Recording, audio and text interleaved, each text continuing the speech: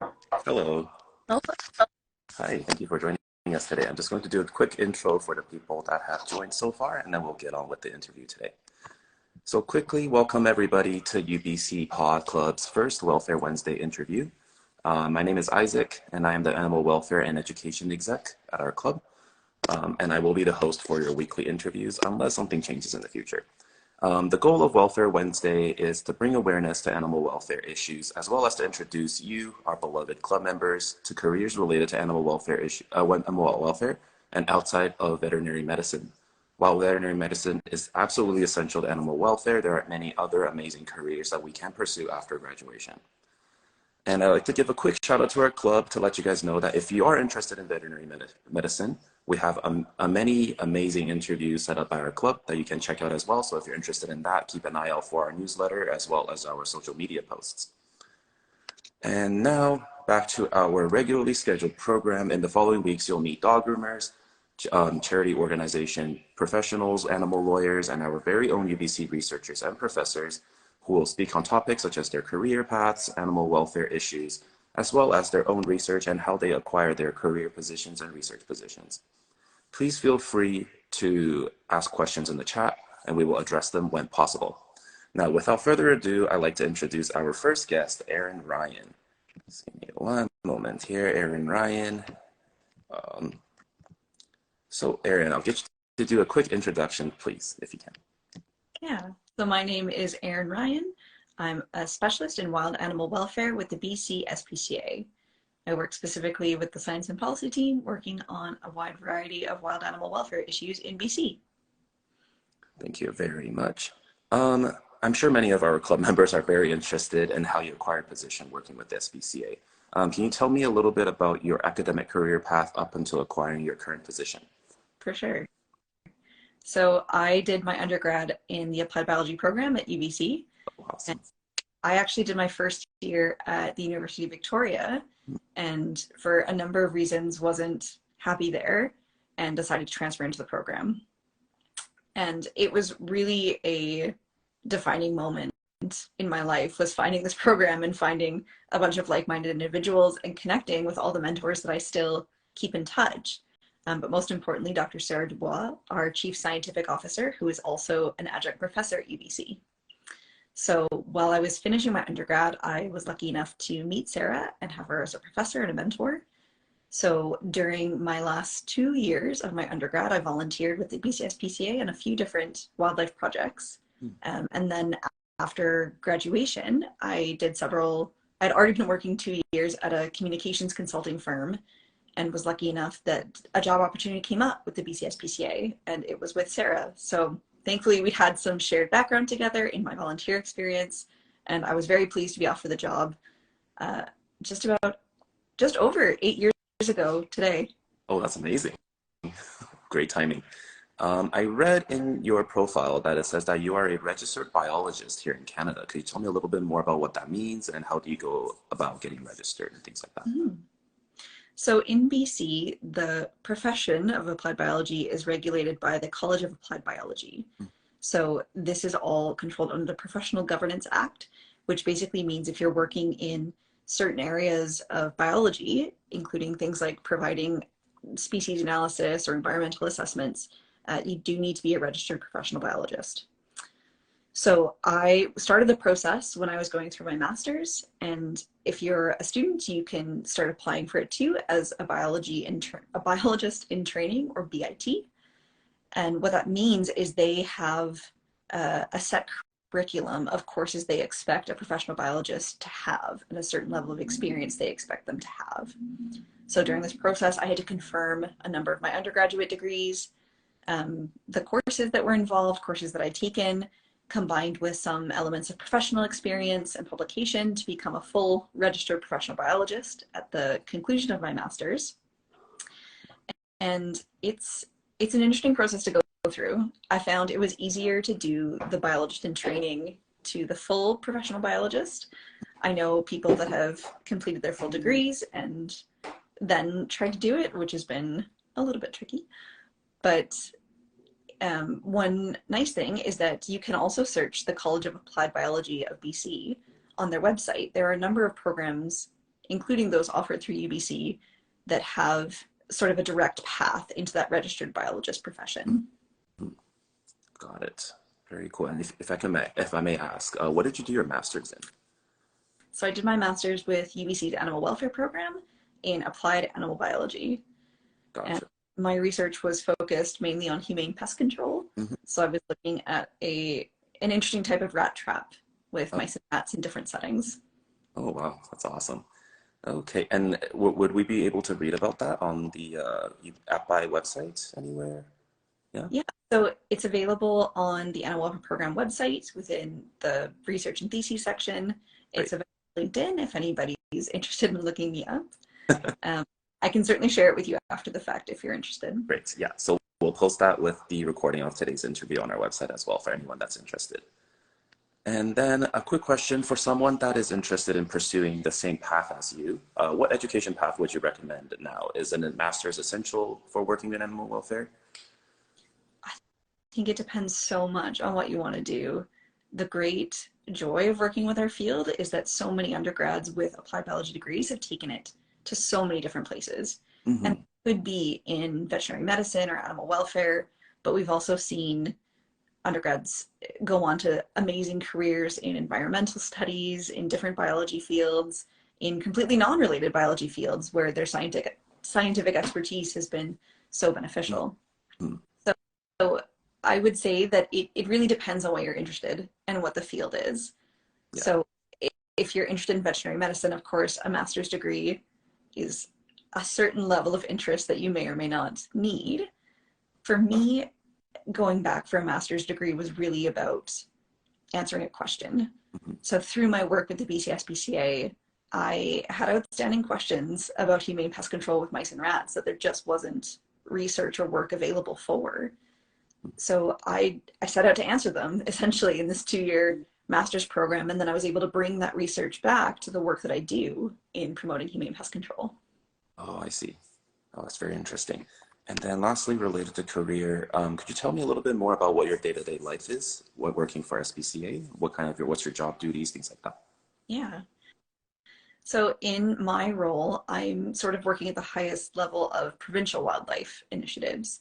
So step one, I work at a desk. I have to explain that to my parents and my grandparents who don't necessarily understand. But we work very closely with, for example, BC SPCA's Wild ARC, our Wild Animal Rehabilitation Center, who are actually doing the hands-on care for injured and orphaned and sick wild animals, whereas I'm doing more of the education and the policy side. So those things tend to work in tandem, where I can say, we're seeing all these issues come through our wildlife rehab center. We can say the public needs more education on this particular topic. I see. All right. And then just to quickly answer the question in the chat for Samira, this will be recorded. So you'll be able to see this on our website along with Erin's information with her past research and things like that. Okay.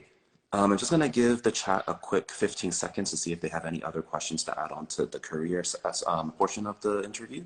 If not, we're going to move on to today's topic with professional certification. All right. Just going to give them a quick 10 seconds. No problem, Samira. And thank you all for joining in today. And just a reminder, we do have another interview later on at 1 p.m. to 1:30 p.m. as well. So it looks like we're pretty clear in the chat, so we're going to move on. So thank you for sharing your invaluable experiences with us working with animal welfare. So let's move on to the next topic of certification for animal industry professionals. Intuitively, we know that, we got a quick question actually. So what challenges did you face in the whole process for career? Yeah, I think the big one, and I'm sure a lot of people, especially in applied animal biology, can relate, was that as a young person who really cared deeply about animals, I thought that my career options were fairly limited to veterinary. And that's not true. And that's not to say that veterinarians aren't an essential part of my life with 2 cats and a field that I greatly respect. But working part-time in a vet clinic, I realized that this wasn't what I wanted to do. And thankfully, it was through the applied biology program that I was able to connect with so many amazing mentors who were working in the field, but in totally different ways. So I think we face a lot of the big questions late in our academic career about how do we want to take our undergraduate degrees and how do we move it forward into a career? Absolutely. Definitely agree with that. And then, so just to move on with the veterinarians, as you mentioned, is that veterinarians definitely, we know that they require licensing in order to pursue their career. However, I do notice that in industries such as dog grooming, dog training, pest control, things like that, I know we're going to talk about the AnimalKind program with SPCA, but as in general, we kind of don't expect them to be like licensed by a overarching organization such as the Canadian Veterinary Medical Association.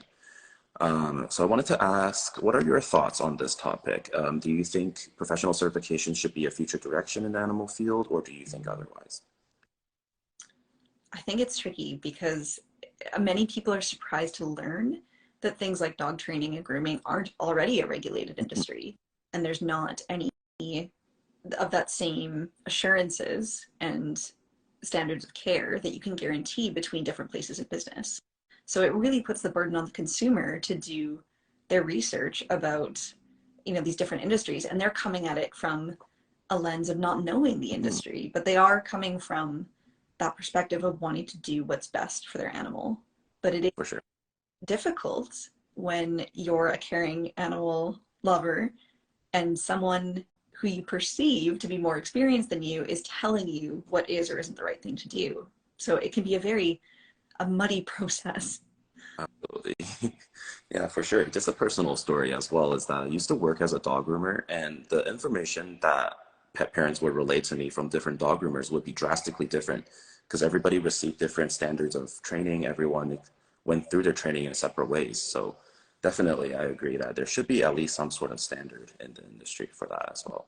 Um, Now, to go back to the same thing, is that do you think there are any downsides to professional certification? It depends. There are certainly complications that come with professional certification. For one, because the industry is already so large, it would be really hard to build that.